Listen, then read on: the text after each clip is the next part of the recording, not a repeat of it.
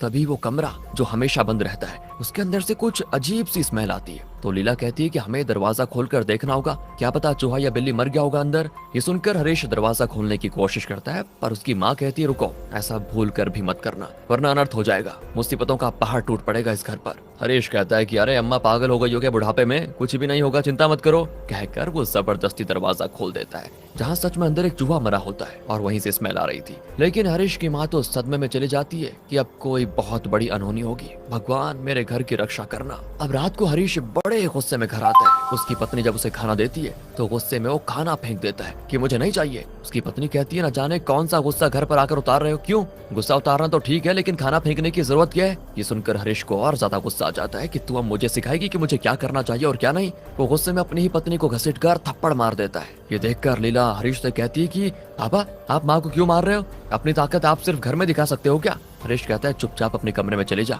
मैं बहुत गुस्से में हूँ अभी, तू अस्थमा की मरीज है ना, वरना 2 थप्पड़ तुझे भी लगा देता। लीला को भी गुस्सा आ जाता है कि ये किस तरह की बातें कर रहे हैं अपनी फैमिली वालों से। तो वो अपने पिता पर चिल्लाने लगती है कि मारिए ना, औरतों को कठपुतली समझ के रखा हुआ है आपने, जो आपके कहने के हिसाब से काम करेंगी ना। हरीश का गुस्सा तो अब हद पार कर जाता है, इसीलिए वो लीला को भी थप्पड़ मार देता है। और ये देखकर बेचारी वो रोते रोते अपने कमरे की ओर चली आती है। यहाँ से कुछ घंटे गुजर जाते हैं लेकिन लीला कमरे से बाहर नहीं आती। तो लीला की माँ को लगता है कि शायद वो सो गई होगी, इसीलिए वो उसके कमरे की लाइट्स बंद करने चली जाती है। लेकिन तब जो वो अपनी आंखों से सामने देखती है ना,